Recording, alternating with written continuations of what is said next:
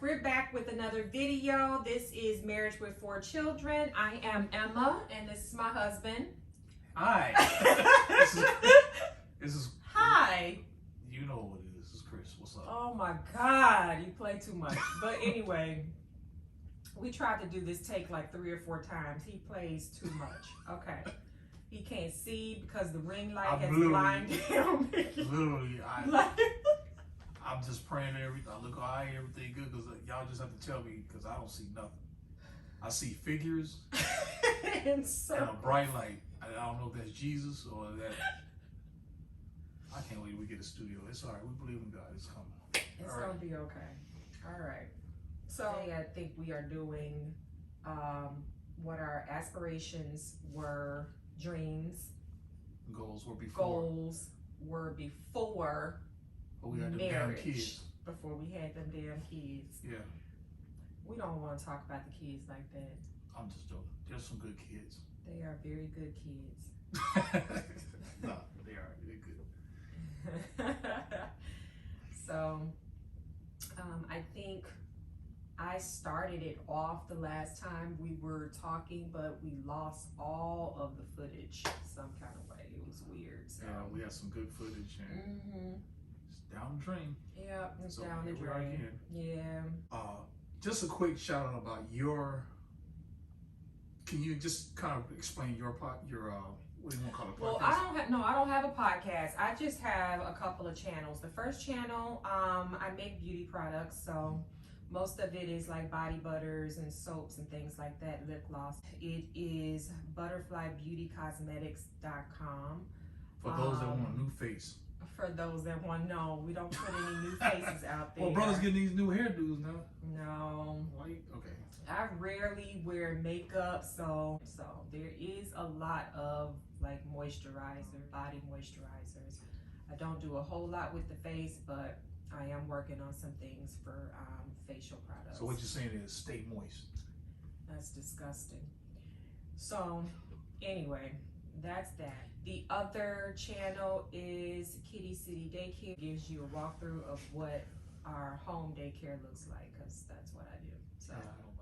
So yeah, proud of my wife. She's doing what she do. Always been an entrepreneur. Always been on her grind.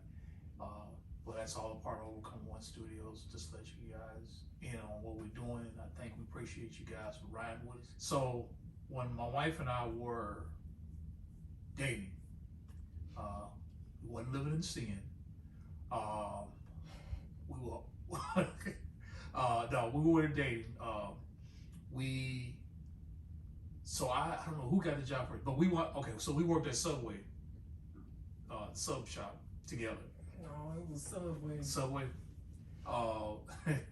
That was the first time. Now, mind you, we've had business together. We worked together, and actually we work pretty good together. Some couples can't stand each other. They like, stay away. I don't want to do nothing with you. I love you. You want us to keep this marriage together. Do not work with me. We cannot work together. Some marriages, all couples cannot cohabitate like that. So we were able to. I don't know what it is that keeps us like that. We were not married though when we worked there. Right. Thank God. I don't think they know that. They're probably thinking we were married. We're working somewhere. No, I mean, hey, you do what you listen. Okay, you work at Subway. You and your husband, y'all slaying salami and turkey and making them sandwiches. Do what you do. Ain't nothing wrong with that. But we were dating and we were slinging sandwiches. So I worked there first. I don't know. So we had like friends. At that time, we all lived in the same neighborhood. So, one person get a job. And, hey, man, give me a hookup. And they talk to their manager, supervisor, and they, come on Monday. And fill out, okay. So it was one of the jobs where I worked at this university in the cafeteria. Right. And, should I say university? You can say it. It was University of Illinois. Mm-hmm.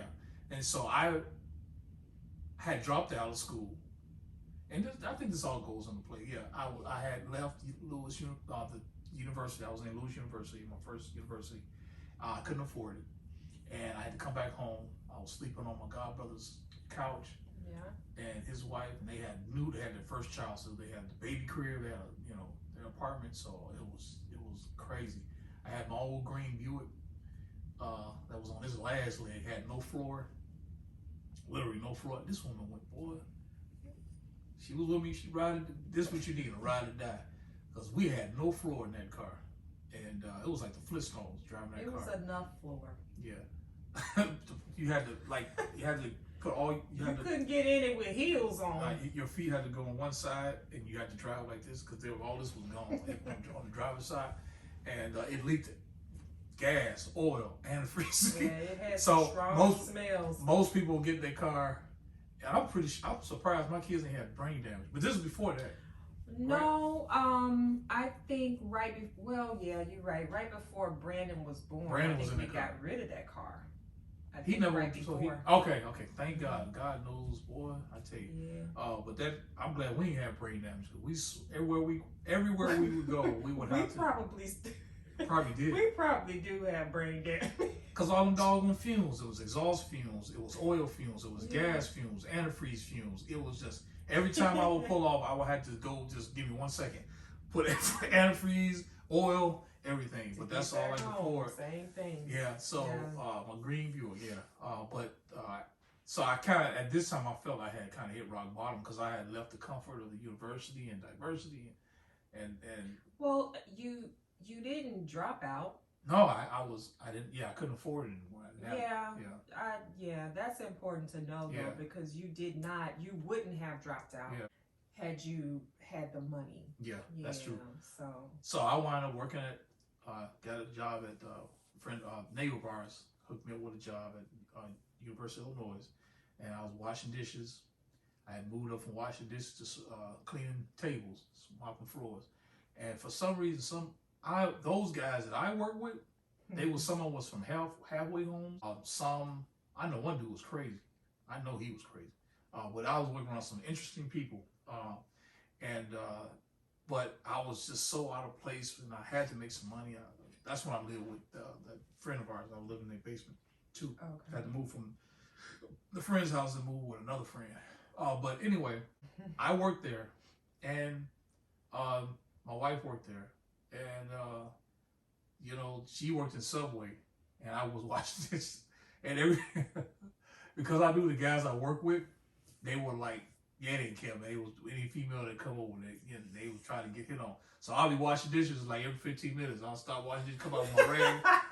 I have my little rag on, but they come out and just peek out like, you good?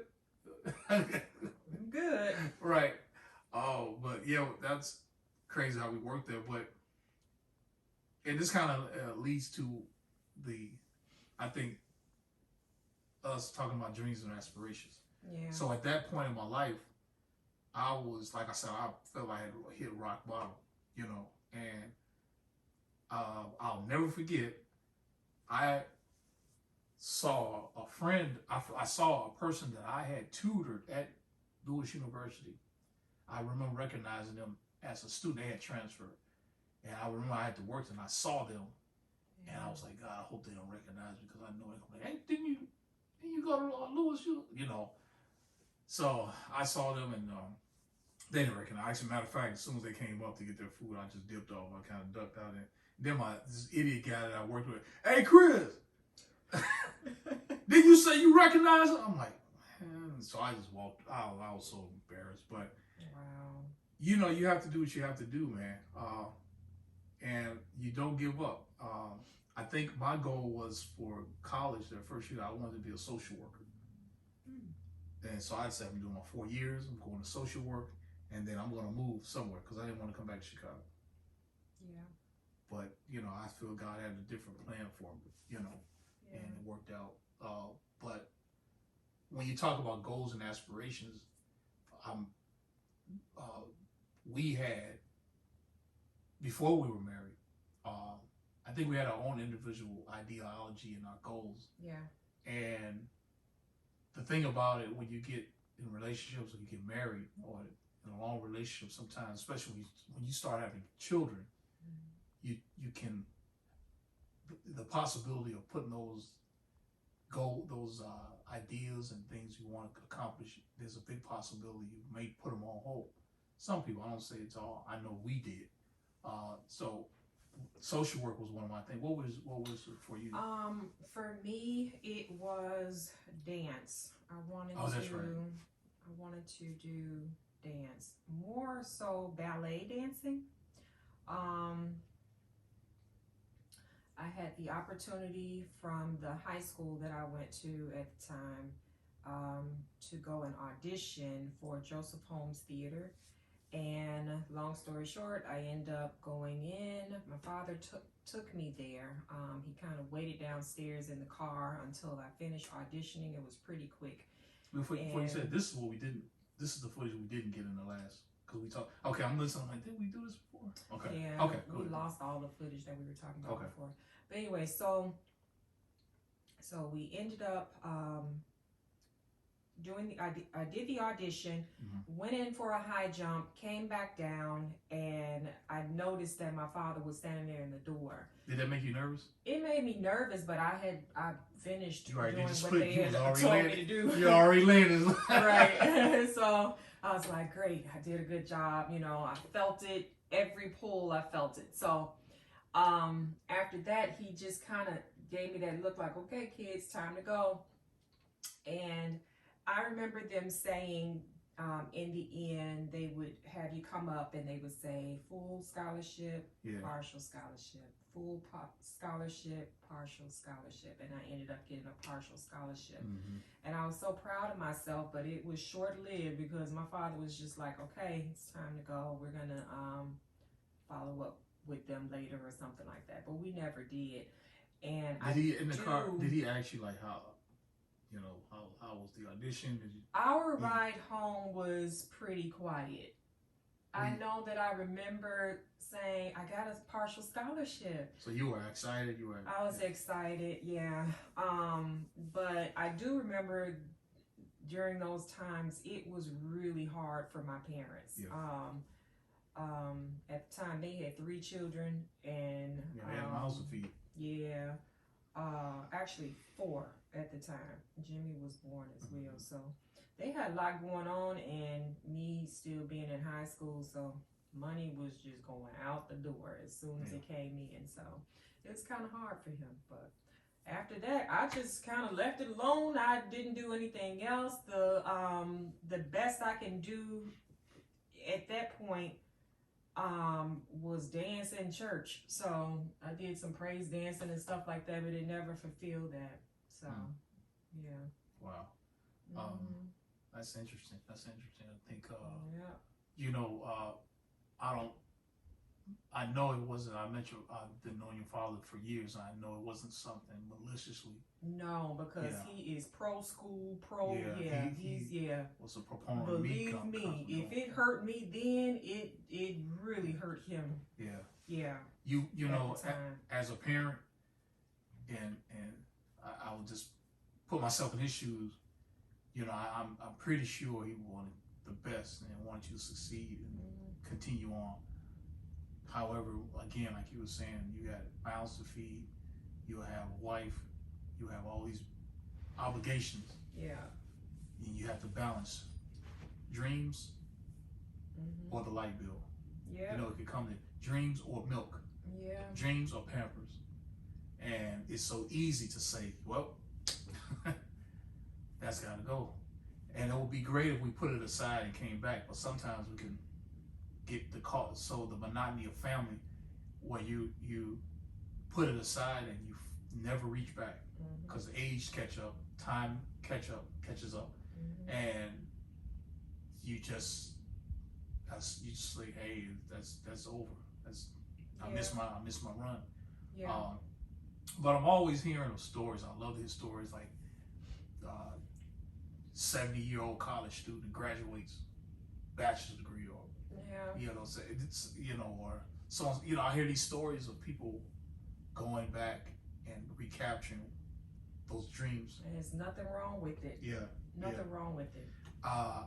Among me being a social worker, my goal for being a social worker, and really my occupation now, I'm really doing that. I'm just not a social worker title, but I do work socially with families. So I really kind of still was able to meet that goal. But before that, I've always had a love for when we talk about goals and aspirations, I've always had a love for film, and theater and so forth. And like yourself, my first college, I actually received a scholarship. You know the story, but I received a scholarship from Lewis University. It's a partial theater scholarship. Yeah. And I actually had to do a monologue, so my high school counselors, they actually helped me to get to pick out a monologue, and I rehearsed it, and I went over it, because I was also acting in school. Yeah. Not acting out crazy, but I'm talking about theater and theater, the theater club, anything that has music, and I was always into that. In spite of the surroundings we lived, because most dudes wasn't on that. It was like you were an anomaly, you know. You thought about theater, and I'm not, and in their defense, I wouldn't say they wasn't on that, like it wasn't a part of something they wanted to accomplish. But when you have access, first of all, when you're economical, when you're in a social setting, it's poverty, and you're trying to eat, again, it goes back. Even if those guys because a lot of the guys in my school were, into, criminal activity and certain things, and it was a rough school. It was a rough school.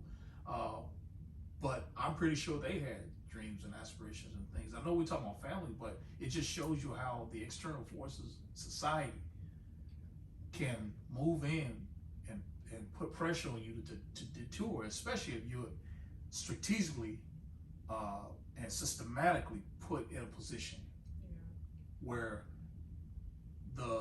within so many mile radius of your block, there's nothing but corner stores, not corner stores, corner stores. What is that? I'm trying to think of the word when it's alcohol. Liquor stores. So liquor stores, chicken joints, fast food restaurants. Yeah, you know what I'm saying? A lot of that. Yeah. Libraries away, you gotta catch the bus or get, you know what I'm saying? Big banks and stuff like that, you gotta go out of your neighborhood, so you would kind of put in a prison where you only had these choices, and if you succumb to that pressure, you can easily put away. I knew a lot of guys that could draw and could sing and me too. Or artists in their own right, and it's like the one rap song said, the hood took them under. So so I was able to stand firm on what I believe, and I think because, like me following that theater scholarship, I think because I didn't per se grow up in the hood. I didn't start my journey to live in the hood until about 7th grade, when I told you before. So before then, I was around a diverse group of people, so I was able to see both sides of the coin. And so by the time I got to high school, like I said, scholarship, and this is why parents, it's so important to support your children, man. It's so, even the minute things, my wife did that all the time. The kids would come in with little crazy drawings from school. I don't say crazy, but drawings and art projects. And I'll be like, wow, what is that? And my wife would nudge me. That's beautiful. Oh, wow. Give them so much praise and adulation. And they would be like, yeah, bring, And to this day, they go for what they want. They want to do something, they do it. Yeah, it's hard to stop them. Yeah, and it's like I said, I'm not saying that I always say we're not the perfect family. I'm not saying that we're just holier than thou, but it's just certain things we just picked up along the way. And if anything, we knew that. I knew I didn't get that, so I was determined to give that to my children. So I went to that audition, going back, the reason why I said it, because I had no support. I went all the way out to Lewis by myself. I had no support, but I did what I had to do. I went in and I remember the guy, he was looked like he was about in the 60s. The theater, I don't know what you call him, the guy was the head of the theater, the teacher or professor of the theater department. He was I remember I had to walk out on the stage, and it was dark, and he was way in the middle of this. Like the movies. Yeah, and I was so nervous, I did my 2 monologues, and I smashed, I crushed it, and he walked from the back of the auditorium, came up, he says, he didn't say he was a man of very few words, he was like, good, I'll give you the scholarship, I'll give you a partial scholarship. I was so excited, elated, However, the bride back home was lonely because I had no one to celebrate with. So you and I kind of had the same situation. Yeah. Although your parent was there physically, I didn't have anybody, but we still felt the effects of that. Yeah. You know what I'm saying? The outcome. Yeah. I don't even know if there's a word for that. Yeah. It's pretty tough. So I, on campus, I was involved with the radios. I think I told you about the radio station we had. I think I remember We did that. gospel and hip hop. Yeah. I was involved with that. And I was in my element. I even was able to participate in some of the production, the TV production. And it was in my element. And then due to finances, I had to leave because I was supporting myself. I had no one to support me. And so we got married. Long story short, but when we got married, I always had that before marriage and during marriage. I still had that niche. It was never satisfied, like you said, that like dancing or you know, ballet. You never quenched that thirst. And so with me, I never really, I never was able to get a resolve. You know. And so several times, I went back. I went to film school a few times. I went on a few productions with a few independent filmmakers. I did a few films, was in a few films myself, extras, TV shows. And so gradually throughout the years, I've always come back. One thing about, I tell you this, guys, and please interject. And I'm not being religious or anything, but whatever you believe, I know with us, when God has a dream, and he births it inside of you, and it's in there. I don't care how far away you think you're done with it, or you try to get away from it. It's just not gonna go away, man, until you satisfy what he called you to do. It's like a monkey on your back. Yeah. You try to keep moving. And you try to substitute. No, and you try to substitute, but it's always there. It's always there. Yeah. So until you give it the attention that it needs, it will always be there on your shoulder. Yeah. So I think that's one of the reasons why I started Overcoming One Studios. Yeah. Because first of all, I'm looking at social media, then look at my kids, our children, tell them, say, hey, why don't you do a podcast? And for a while I was like, no, I ain't do us for you guys. I'm not. And I'm looking at these podcasts, I'm like, some of these people, what they're talking about is nothing. And they just get there. Subscribers. We're listening to it. Right. Yeah. And I was like, why can't I just start my own studio company? Why do I have to wait for somebody to tap me on the shoulder and give me the affirmation? Yep, you can do this. You were born to do it. Yeah. And then why don't I just do, even though I don't know I know a lot about film, the technical part, but there's so much I don't know.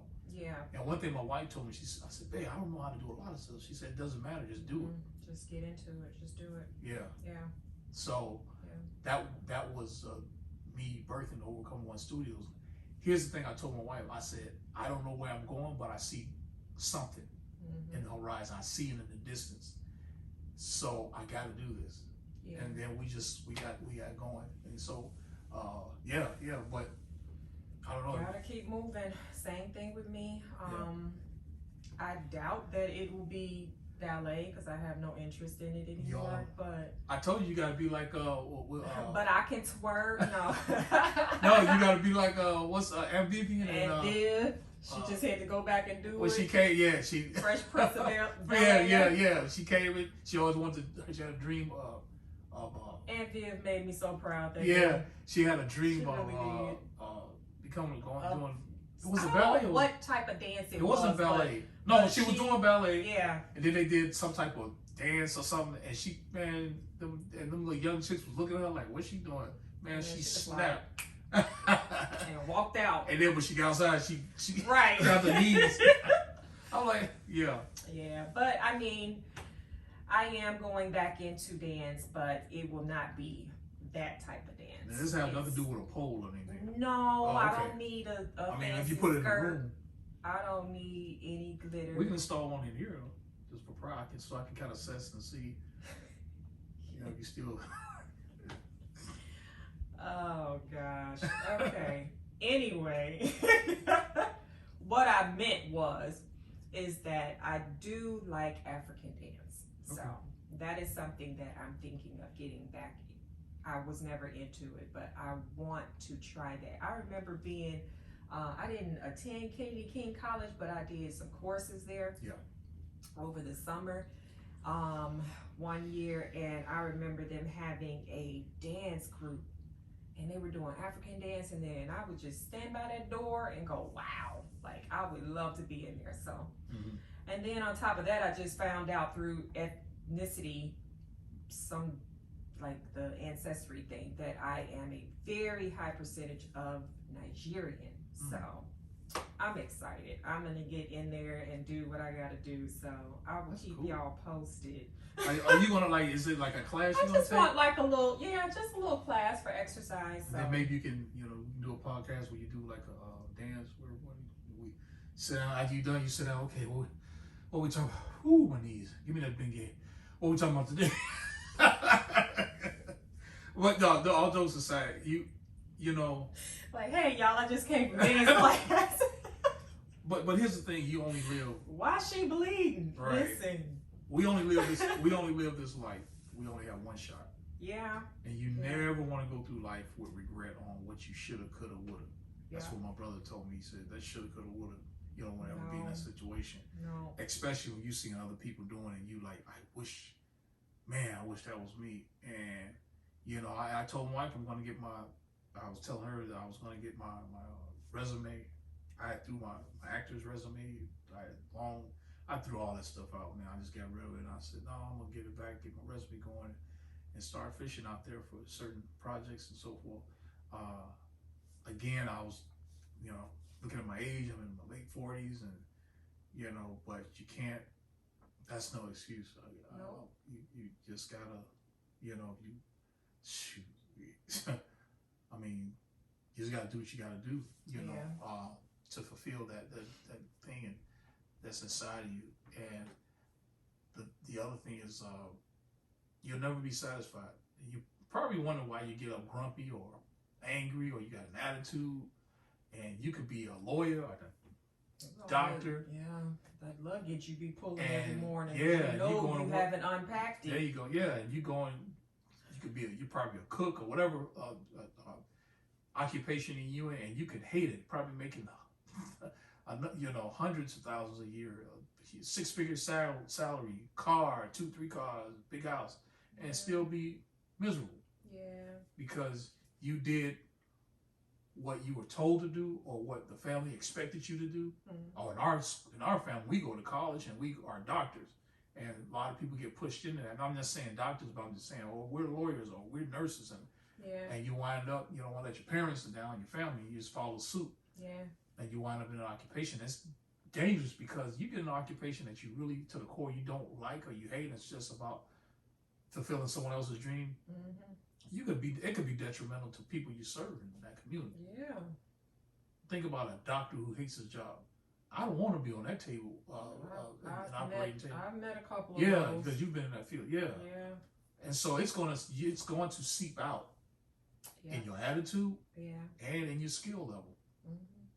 And that's a dangerous way to be. So if you want to be that cook, on the flip side, go for it. You want to be that writer or director or doctor or lawyer, or you feel like it's too late, I'm too old. Who puts a time on it? Who said there's a certain time limit? I know society, I can't say this. In this culture we in, they figure, they do try to put a limit where at this age, retirement and all this, and when you're at a certain age you can't do, that's a lie. I don't believe that. One of the guys I admire, Tyler Perry, and his journey, how he started, he was sleeping in his car and doing those plays and so forth, and now he's got he's got the biggest studio in Atlanta, first of all. Georgia, no, Atlanta, yeah. And he's one of the top studio owners, along with Paramount and MGM and all these other, Sony. One thing, and I'm paraphrasing, there was an interview and him talking about the Oscars and all that. I think he said something to the effect, I'm not even thinking about an Oscar and all. Basically he was like, I'll just do what I do. I'm happy where I'm at. You know what I'm saying? That's his way of life. Yeah. That's what he means. Yeah.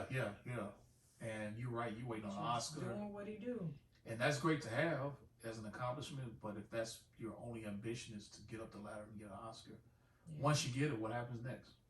You got to get 2, then 3, and that's not enough. Then 4, and it's never enough. So you have to be happy in your skin and what you know you're supposed to do. So keep it going. We encourage you guys. We didn't mean to turn this into an encouragement section, but we just don't put it aside. I mean, my wife and I, we raised 4 children, and it seemed like every now and then our dreams would just rear its head and say, "Hey, don't forget about me." And we paid attention, bit by bit, brick by brick, just constantly stabbing at it. And so I feel like I'm here now, and so all I have to do is put the pieces together and enjoy the journey, and keep going, and never estimate or never try to measure your success, and always look at people on TV and that's a big success. They got a lot of money, but there's people in your own surrounding that can tell you that have success stories. You just talk to them. Yeah. That's true. So good seeing you guys again. We follow your dreams, man. Don't give up. Don't give up. Thank you for your support.